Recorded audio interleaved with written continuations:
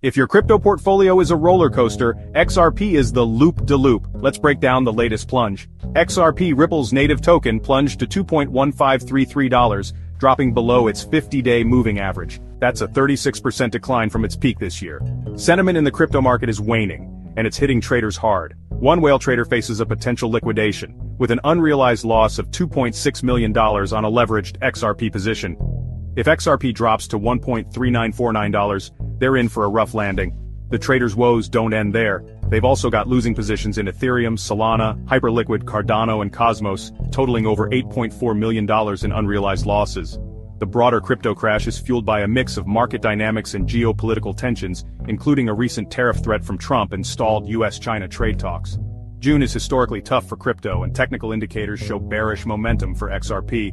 Will the whales trade survive, or is liquidation inevitable? Stay tuned for more updates.